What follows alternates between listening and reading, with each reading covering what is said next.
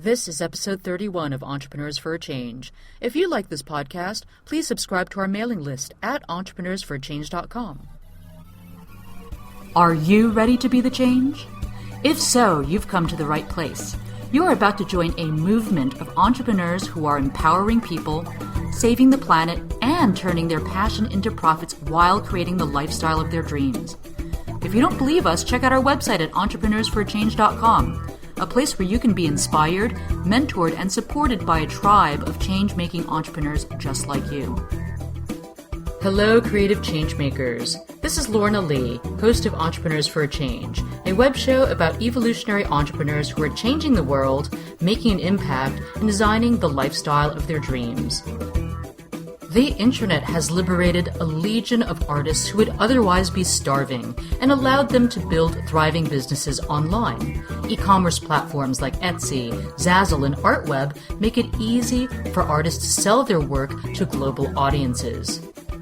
If you're a creative spirit who longs to earn a living doing what you love but is trapped in a 9-to-5 job you hate because you've bought into the starving artist myth, let this interview with Yamile Yemoonyah inspire you. Yamile is an artist whose online business allows her to work about 5 hours a day. She tried the traditional school system, but after attending 4 colleges in 3 different countries, she finally dropped out to follow her calling to become a full-time artist. As an introvert, the thought of schmoozing gallery owners and convincing them to sell her art was really kind of unappealing to her, so she decided to sell her art right from the start online. She taught herself WordPress, online marketing, social media, SEO, and everything else you need to know about running a profitable creative online business. In 2010, she launched creativewebbiz.com to help independent artists around the world start and grow their online businesses. In this interview, Yamile shares what it takes to live in Berlin as a location-independent entrepreneur, how and why she transitioned from website developer to business coach, her most effective online marketing channels, how it's possible to grow your business and attract clients while traveling, why you might want to avoid seeking local clientele, and the power of organizing your week by business focus. Now, before diving into the interview, I want to encourage you to rate, review, and download Entrepreneurs for a Change on iTunes. This really helps us reach more people with inspiring stories of entrepreneurs who are changing the world. Also, if these stories inspire you to start a world-changing business of your own, head over to our website at entrepreneursforachange.com and download the Business Changemakers Toolkit to get a jumpstart today. Now on to the show. Hello, Yamile. It is so lovely to reconnect with you again after all this time. It's been about a year and a half since we last hung out in Chiang Mai, Thailand as part of the first group of Dynamite Circle entrepreneurs. And now you're in Berlin, so I'd love to hear about what Berlin has been like for you. Well, first, I want to say thanks for having me. And yeah, Berlin is awesome. A lot of online entrepreneurs will be here in the summer. It's a fairly cheap city, especially for Europe. So if you're from Europe and you want to bootstrap, Berlin is the place to be.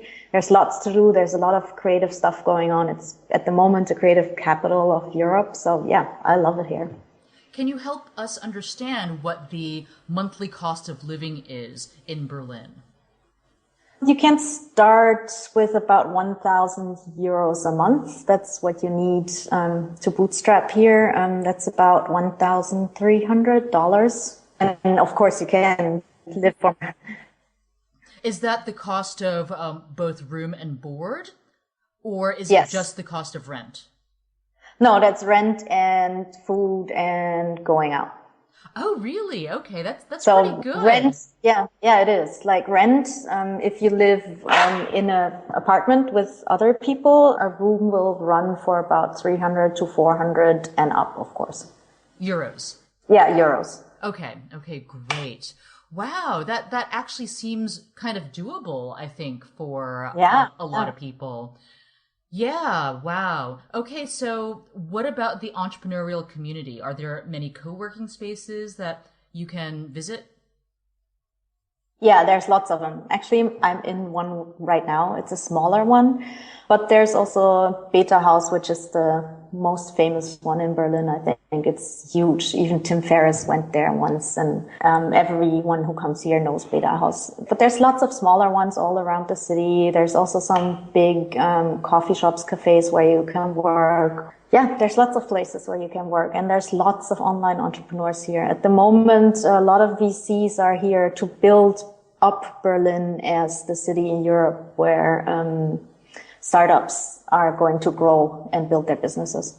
Yeah, I hear that foreigners can actually apply for and receive a contractor's visa from the German government. So that would give you the right to stay there for a year. Do you know anything about that?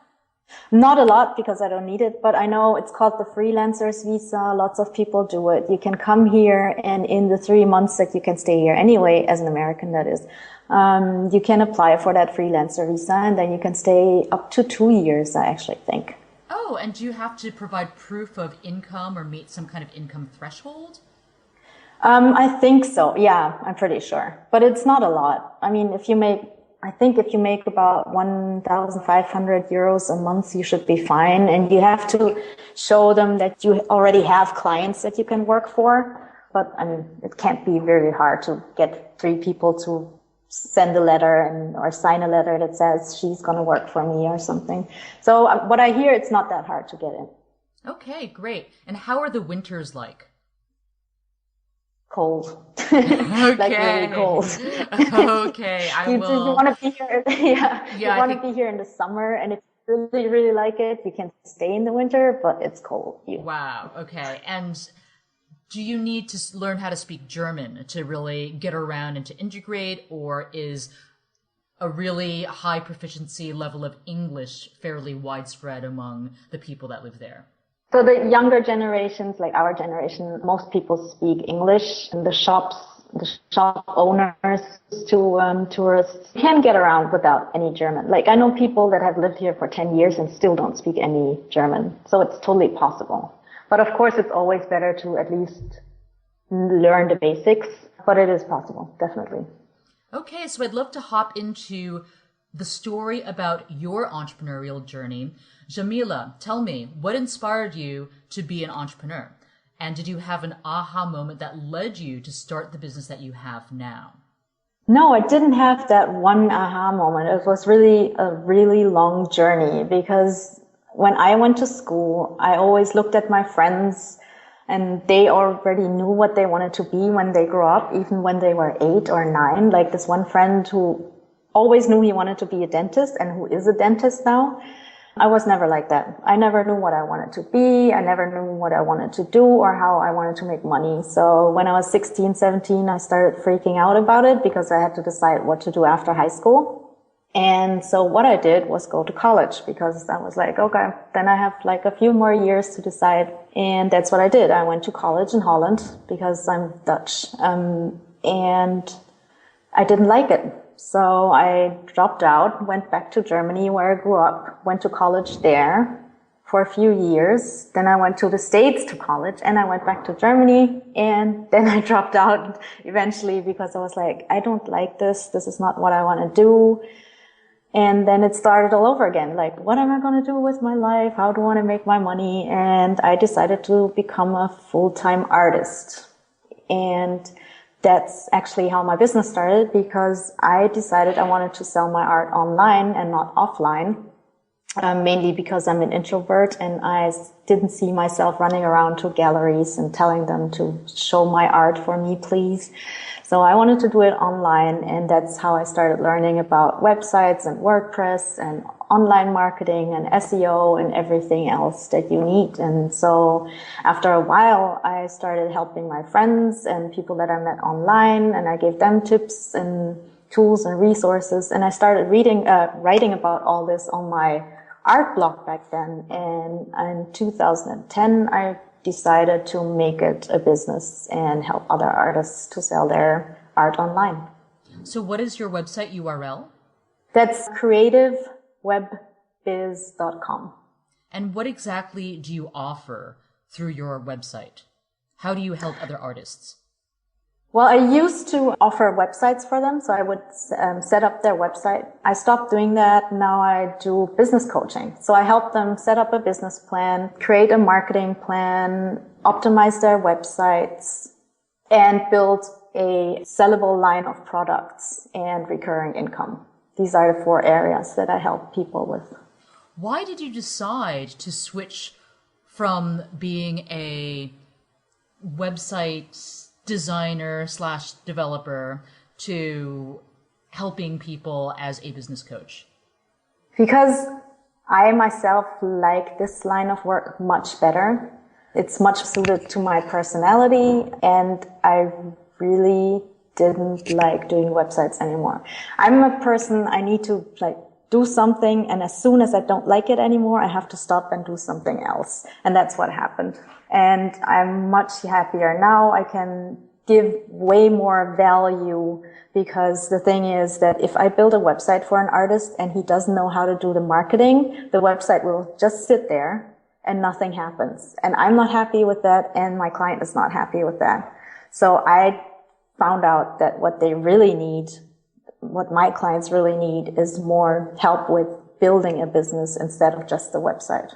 So you were able to turn your previous website clients into your coaching clients? Exactly, yeah. Okay, fantastic. So tell me, what do you love the most about your business? What I love most about my business is seeing the results. Like seeing that I really helped someone, that I really changed someone's life for the better. Especially the artists, because a lot of them are still struggling artists. And when I can see that they don't have to go and find a 9-to-5 job, but can do what they love and make money with it, that's just awesome. Does your business allow you to live a lifestyle that most people dream of? Yes, in a lot of ways, especially the freedom. I can go anywhere I want. I went to Thailand for 5 months. I went to the Philippines for 2 months. I can go wherever. And not just for me, but also a few months ago, my mom had knee surgery and she couldn't walk. So I could, because I have this business, I could go and stay with her for 2 months at her house and help her out. And that's something that other people that have a 9-to-5 job where they really have to be in the office can't do. It's true. I think one of the reasons why I think, it's really hard for people in a corporate type of job scenario, it's really hard for them to give their family the attention that they need. Because if something were to happen, some kind of illness or a tragedy, basically it's not so cool with your employer if you are gone for a long time. But sometimes, for example, a death in the family does take a long time to sort out a person's estate, for example. Yes. So it puts you in a situation where you could really lose your job, or you could potentially go on leave, but then you might not get paid. Yeah, exactly. So what does your typical day look like? I get up fairly late, between 10 and 11. That's one of the reasons why I love my business. I can get up whenever I want. I don't use an alarm clock. And then I try to not check my emails in bed. It doesn't always work, but I try. And then I write for 35 minutes, 1,000 words, free writing. And after that, I do my yoga. And then I take a shower and then I start working. I usually go to a co-working space or a coffee shop or someplace else. Sometimes I stay at home. But then I work for about 4 or 5 hours. And then I try to do some other stuff, like do some artwork, because I'm also an artist. I learn Spanish 20 minutes a day. And the rest of the day, I basically take off and do other things, meet up with friends or just go for a walk. That's another thing I try to do every day, go outside for a walk for 30 minutes a day. That sounds absolutely lovely. Working for about 5 hours a day and spending the rest of the time doing things that you enjoy. Exactly. It doesn't always work out. Sometimes when I'm working on a project, I'll be on my computer for 12, 13, 14 hours a day, but I try to keep it down actually.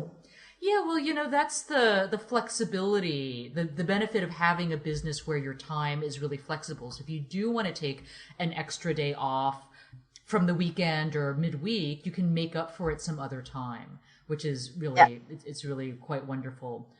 Your time is yours. Exactly. And I also actually have like every day of the week, I have theme days. Like Sundays is like my off day. I call it my self-care Sunday. So I don't know, do other stuff. I check my emails once, maybe twice, but I don't do any real work. And then Saturdays, for example, is my systems and strategies Saturday. So that's when I look at what I did last week. Did it work? How can I change my systems and my strategies to make it more efficient? I have financial Fridays. That's when I look at my finances and update my books, stuff like that. And so I have like all these theme days, and that also really works. It helps with productivity. Yeah, I think that's a really great idea, to come up with a weekly schedule and stick to it. Otherwise, you just end up getting sucked into anything that comes up, and it can be really hard to stay focused and to finish your projects if you're always in reaction mode, right? Yeah. I love the idea, too, of being able to have a day where you totally unplug, especially if you work online as your business. Yeah, I need it. I haven't done it for years. I have always been online all the time, but just a few months ago, I was like, I need one day to not think about this stuff, to do other things, to just meet up with friends and just relax or take a bath or whatever it is I want to do that day. Yeah, I think I'm going to make my Sundays scooter joyride Sundays in the Chiang Mai mountains. It's so much fun. Yeah, that sounds good as well. And Sunday is perfect because on Sundays you don't get as much email as on other days because other people take off as well. It's perfect. So tell me, how do you market your business? How do you find new clients beyond the existing pool of clients that you work with? And what marketing channels have you found work best for you? Well, I have my email list, of course, and people sign up for that. And I'm actually in the process of creating a 30-day creative web biz challenge for artists. And I think that will draw a lot of people to my email list because it's for free and people love 30-day challenges. At least I do. So I hope other people do as well. Yeah, that's interesting. I'd love to hear your thought. Is it going to be an ongoing 30-day challenge, or are you going to do it for a specific month in the year? No, it's going to be an ongoing thing. It's starting now on April 3rd. And the first round, I will listen to feedback and see how it goes. I'm planning to just keep it up, to just let it be my opt-in offer so people can sign up. And that's basically where people get into my sales funnel. That's kind of fascinating that they're signing up to actually commit to doing a bunch of work. Yeah. You know, some people tell me it's not a good idea because people don't do the whole thing. But I was like, you know what? I want people that are really up for the work, that understand that building a business is work and that are dedicated to do it. And so I'm actually filtering out the people that are not my ideal clients. I see. That definitely is a great strategy. It's so interesting because I can't remember if I was reading a blog post or watching a video that Marissa Murgatroyd put out. She did something that was like a 30-day video challenge, and she was comparing the response rate that she received from her video challenge versus her blog posts. Some of her blog posts were ranking pretty well in Google, and they'd get all these, Facebook likes and tweets. So you could see the social signals and the statistics, but people would just arrive at the content, consume it, and then leave. It wasn't like they ever really did anything, and it certainly didn't, for the promotion that she did in order to get that, to have that blog post be visible, it wasn't really driving business for her. Whereas like the people that signed up to be part of her 30-day video challenge, she actually measured the amount of hours people put in to join her in the challenge, and she just felt so much more fulfilled by the fact that there were people that were taking action, and you could actually measure how much engagement she received and what they were actually doing, like what they produced. That's really interesting. Yeah. Yeah. It's the same thing here.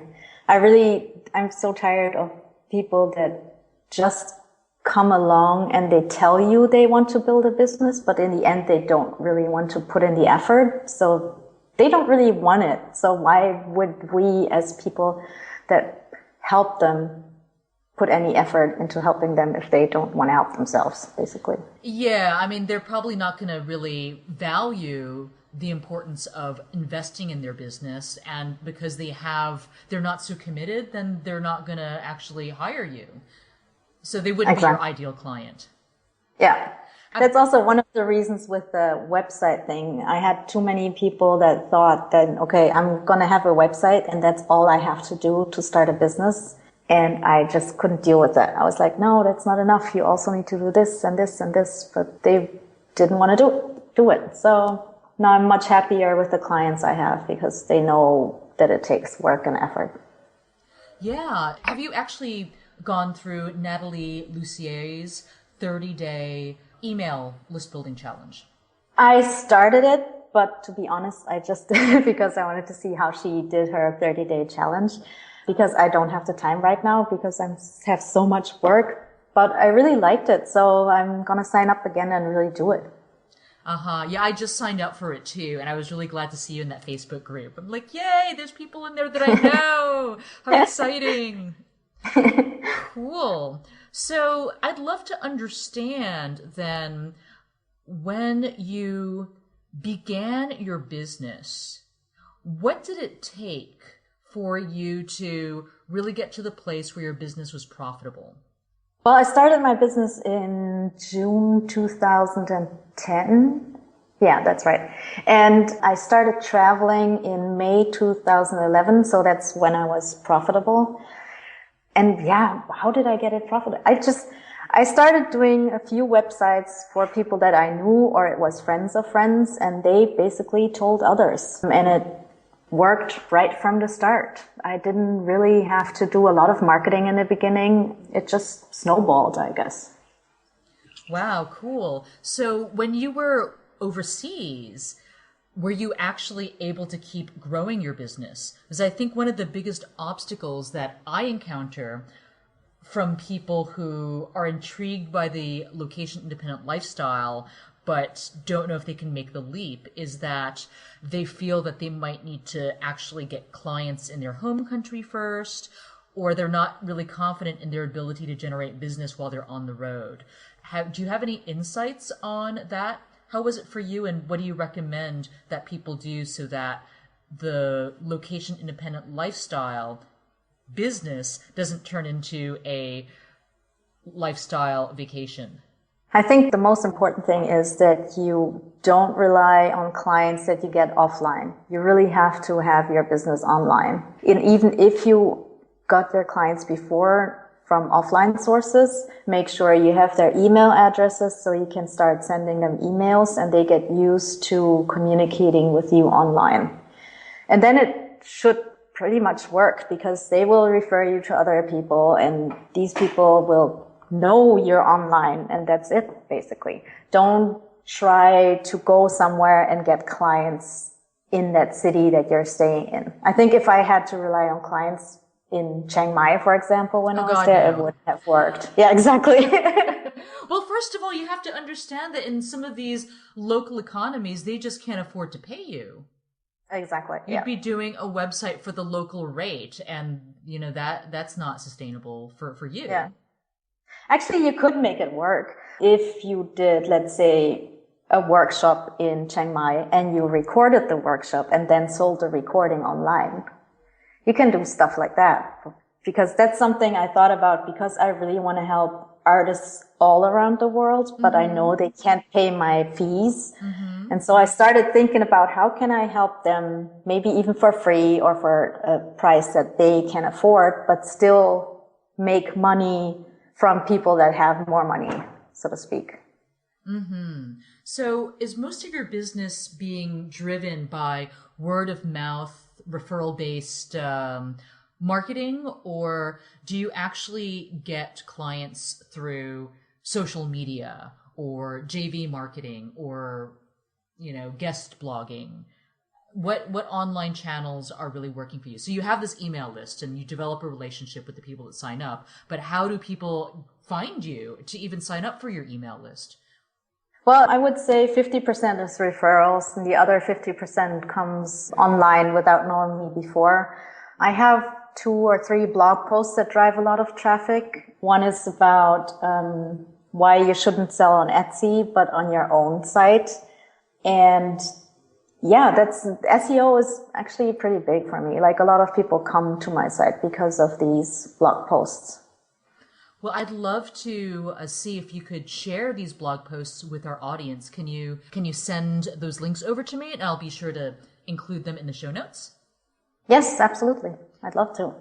Fantastic. So I'd love to ask you, in looking back on your entrepreneurial journey, knowing what you know now, if you could turn back the clock and start all over again from square one, what would you do differently?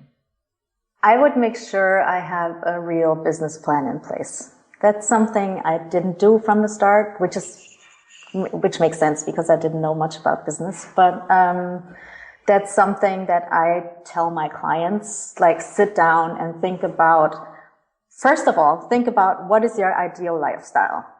What do you really want to do with your life? Where do you want to be in 5 years, 10 years, 20 years? And then build the business to sustain that lifestyle. Because a lot of people don't think about that. They start building a business and in the end, they are not happy with their life. And life is the most important thing, I guess.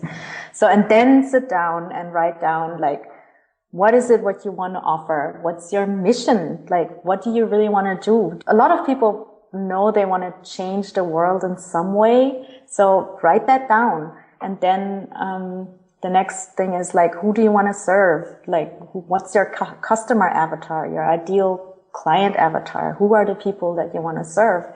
And then all the other things, like, how do you want to market your things? And it doesn't have to be a 50-page Excel sheet business plan. It can also be a vision board, or you could make a song about it, whatever you want to do, but have a plan. Yeah, someone just turned me on to this really fantastic vision board software program. Gosh, the name is escaping me right now, but I will look it up and include it in the show notes also. Yeah. Do you know of any vision board applications that you recommend? No, not really. But there's a book. It's called The Right Brain Business Plan. It's written by Jennifer Lee. And this is for people that are more right-brained. So it's good for my clients, artists, but also for anyone else who doesn't want to do Excel sheets and all this stuff. And it basically sits you down and asks you to make vision boards, but in a, not online, but really with magazines, cutting out stuff. And it's really fun. It's a great way to create a business plan. Great. So I'd love to ask you whether or not this current business that you are operating happens to be your life purpose. And if not, then what is? Well, I think it's part of my life purpose. I see my life purpose really as becoming me 100%. And my business is part of that. Also, what my mission in life really is to help artists all around the world to get online and sell their stuff online, and especially also indigenous artists, because I'm of indigenous descent and I'm really proud about it. And I think there are so many great indigenous artists out there all over the world, and they are not represented online. So I would love to do like a big tour around the world through the US, Canada, Australia, New Zealand, and do workshops everywhere on indigenous reserves or in their communities and teach them how to do it. And so they can also independently sell their stuff online instead of having a middleman who takes 50% or whatever it is. So they can stay in their communities, support their communities with their art and their crafts. Wow, that sounds like it would be an epic adventure, and I'd love to join you on part of that journey. Oh, that Let's do Brazil. Okay. Yeah, you speak Portuguese, right? Yeah, yeah. So, yeah, there's amazing indigenous communities in Brazil. I mean, so many, and the art is incredible. In fact, just this past year, I had the privilege of discovering about the Yuwalapiti culture. So there was a tribal gathering where a number of the Yuwalapiti people, the Yuwalapiti tribe, they showed up at this gathering and they had this most incredible body paint. It was so geometric and it really made the women, their legs and their butts look totally beautiful. It Wow. was really, I've had, really cool. Yeah, yeah, I'll have to look them up. yeah. Yeah, so far I have planned to go to South America because my Spanish is really not good enough to do workshops about online business. But if I have someone like a partner who speaks the language, I would totally do it. Well, hey, there's a bunch of people in Medellin right now, so if you feel inclined to go there in the next year, I would love to hang out with you there. Yay, let's do it.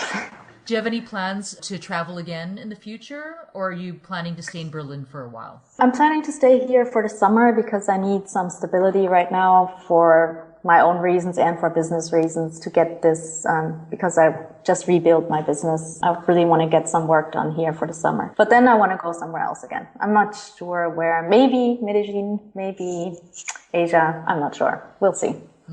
Okay, great. So we're coming to the end of our interview. I'd love to ask you, do you think that business can be a catalyst for positive change in the world? And if so, how? Absolutely.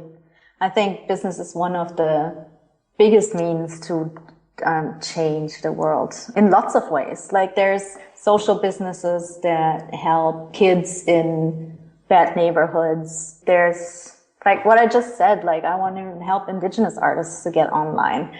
There are, what else? Like there's so many ways to help and not just think about yourself and make money, but make money and help other people.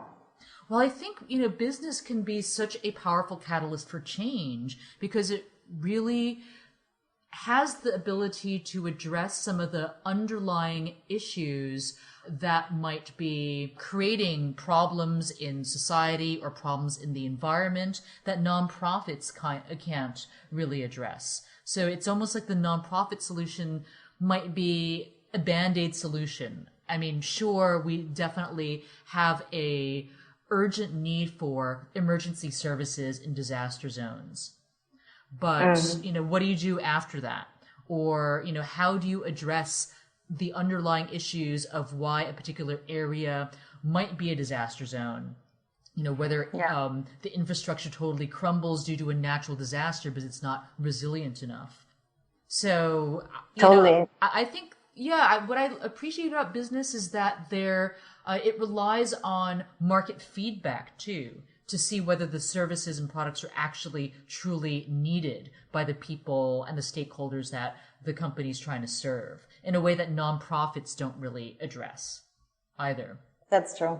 Nonprofits often, you can't generalize, but a lot of nonprofits think they're helping, but in the end, they're not really helping. And because they don't get that feedback, like you said, they don't have to be profitable. They keep doing stuff that's not really helpful. But there's others like Charity Water that are doing really good and doing really great work. So I don't want to discredit nonprofits in general.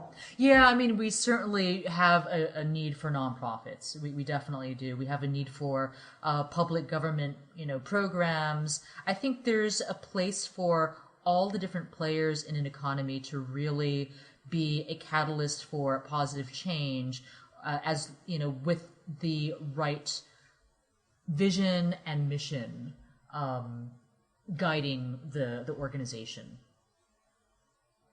Yeah. So let me ask you what you think the most effective way to change the world might be. I think the most effective way to change the world is to really realize what your own inherent skills and talents are, and then find a way to share them with the world and to find a way to apply them in a way that helps other people. There are too many people that want to change something, but they do it in a way that doesn't sustain their own being or lifestyle. So I think knowing yourself and then take that knowledge and apply it to the world is the best way to do it. Fantastic. Yamile, please tell us how we can best stay in touch with you. You can find me at creativewebbiz.com, and you can find me on Twitter. My handle is Yemoonyah. That's a little hard. It's YEMOONYAH.